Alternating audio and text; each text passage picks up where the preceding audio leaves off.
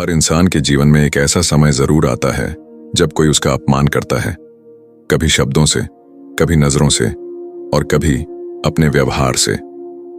अपमान का दर्द इसलिए ज्यादा होता है क्योंकि वह सीधे हमारे आत्मसम्मान को छूता है।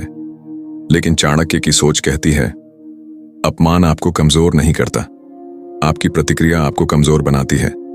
आज हम इसी पर बात करेंगे कि जब कोई आपका अपमान करे तो चुप रहना कमजोरी है या बुद्धिमत्ता, और कब जवाब देना चाहिए और कब आगे बढ़ जाना चाहिए। अपमान क्या है और क्यों चुभता है? अपमान तब होता है जब कोई व्यक्ति आपको छोटा दिखाने की कोशिश करता है। वह ऐसा इसलिए करता है ताकि खुद को बड़ा महसूस कर सके। चाणक्य की सोच में जो व्यक्ति दूसरों का अपमान करता है वह अंदर से असुरक्षित होता है। अपमान हमें इसलिए चुभता है क्योंकि हम दूसरों की राय को अपने मूल्य से जोड़ लेते हैं। हर अपमान का जवाब देना जरूरी नहीं। बहुत लोग सोचते हैं कि अगर जवाब नहीं दिया तो लोग हमें कमजोर समझेंगे, लेकिन चाणक्य कहते हैं, हर तीर का जवाब तीर से देना युद्ध नहीं, मूर्खता है। बुद्धिमान व्यक्ति यह समझता है कि किस अपमान का जवाब देना है और किसे अनदेखा करना है। जो व्यक्ति हर बात पर प्रतिक्रिया देता है वह दूसरों को अपने मन का नियंत्रण दे देता है। अपमान करने वाला व्यक्ति क्या चाहता है? जरा सोचिए, जब कोई आपका अपमान करता है तो वह असल में क्या चाहता है? आपकी प्रतिक्रिया, आपका गुस्सा, आपकी बेचैनी। चाणक्य की सोच में अगर आप किसी के उकसावे में आ गए तो आप पहले ही हार गए। अक्सर चुप्पी सबसे करारा जवाब होती है। चुप रहना कब बुद्धिमत्ता है?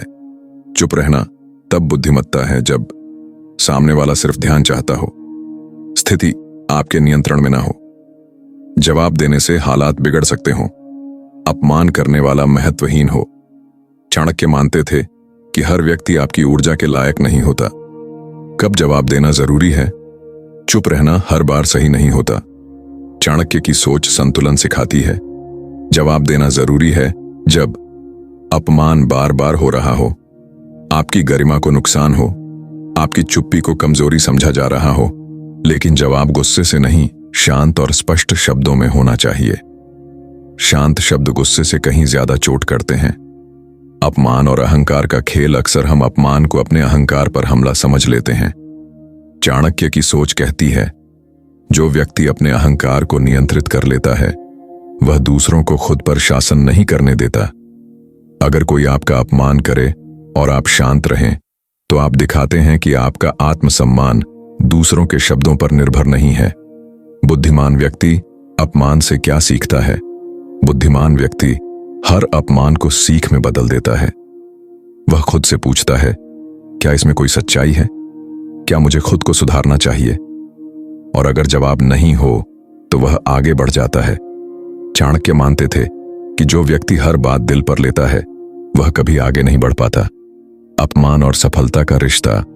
अक्सर जिन लोगों ने जीवन में कुछ बड़ा किया उन्हें सबसे ज्यादा अपमान सहना पड़ा, क्योंकि जब आप आगे बढ़ते हैं तो कई लोग पीछे से पत्थर फेंकते हैं।